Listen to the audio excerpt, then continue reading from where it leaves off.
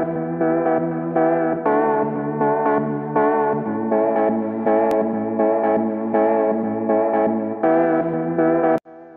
Friends, હર્ષના kitchen મેનુમાં તમારું સ્વાગત છે।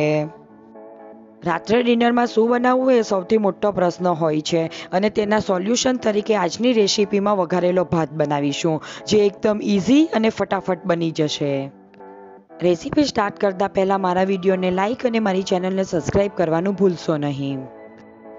વઘારેલો ભાત બનાવવા માટે મેં અહીંયા 2 વાટકી જેટલા ભાતને પહેલેથી જ બાફી લીધો છે અને એને ઠંડો થવા દીધો છે। અને આ રેસીપી તમે વધેલા ભાતમાંથી પણ બનાવી શકો છો। અને તમે ભાત બનાવવાનું ભૂલી ગયા હોય તો તમે 2 કલાક પહેલાં ભાત બનાવી દેશો અને પછી એને ઠંડો થઈ અને વઘારી દેશો તો પણ ચાલશે। મતલબમાં આપણે ભાત છૂટો બનાવવાનો છે, એને પાણી પોચો બનાવવાનો નથી। વઘારેલો ભાત બનાવવા માટે એક પેનમાં 4 ટેબલસ્પૂન જેટલું તેલ ઉમેરીશું અને તેલને ગરમ થવા દઈશું। તેલ ગરમ થઈ જાય ત્યાર પછી તેમાં અડધી ટેબલસ્પૂન જેટલી રાઈ ઉમેરીશું। રાઈ ક્રેકલ થઈ જાય ત્યાર પછી તેમાં અડધી ટેબલસ્પૂન જેટલું જીરું ઉમેરીશું।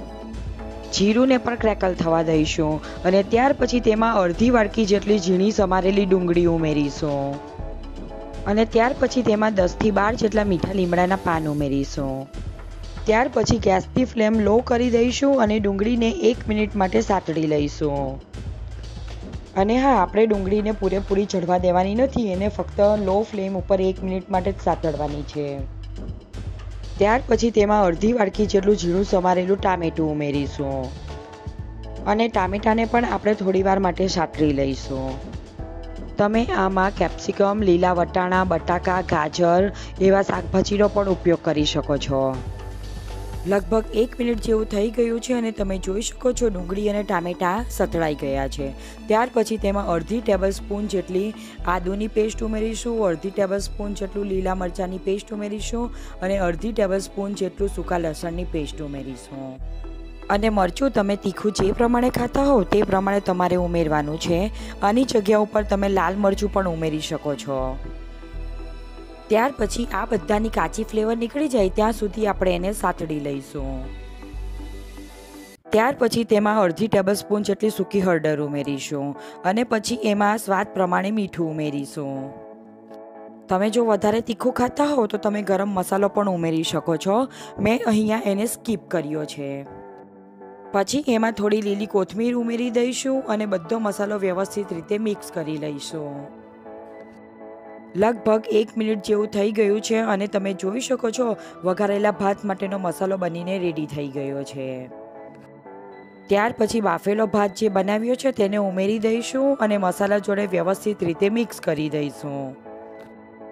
અને હા, બાફેલો ભાત ભાંગી નહીં જાય અને મસાલો બાફેલા ભાતમાં વ્યવસ્થિત રીતે મિક્સ થઈ જાય ત્યાં સુધી આપણે એને હલાવતા રહીશું। હવે થોડી વાર પછી તમે જોઈ શકો છો આપણા ભાતનો કલર ચેન્જ થઈ ગયો છે। હવે ત્યાર પછી આપણે તેના ઉપર થોડી ધાણા ભાજી સ્પ્રિંકલ કરી દઈશું।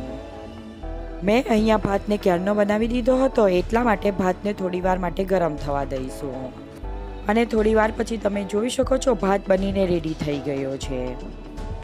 જોતાં જ ખાવાનું મન થઈ જાય એવો બન્યો છે। તો ચાલો સર્વિંગ પ્લેટમાં આપણે ભાતને સર્વ કરી લઈએ। છે ને ઓછા સમયમાં અને એકદમ ફટાફટ બની જાય એવી રેસીપી અને તમારા ઘરમાં નાનાથી લઈ મોટા બધાને ભાવશે। તમે વઘારેલા ભાતને દહીં અને સલાડ જોડે ખાશો તો એકદમ ટેસ્ટી લાગશે અને ગરમ ગરમ વઘારેલો ભાત ખાશો તો એની સાથે કઈ વસ્તુની પણ જરૂર નહીં પડશે। તમે પણ આ રેસીપી જરૂરથી એકવાર ટ્રાય કરજો અને તમને જો મારી રેસીપી પસંદ આવે તો મારા વિડીયોને લાઇક કરજો, મારી ચેનલને સબસ્ક્રાઈબ કરજો અને બાજુમાં આપેલ બેલ આઇકન પર જરૂરથી ક્લિક કરજો જેથી મારા બધા નવા વિડીયોની નોટિફિકેશન તમને મળતી રહે। ફરી મળીશું એક નવી રેસીપી સાથે। Thank you for watching my video.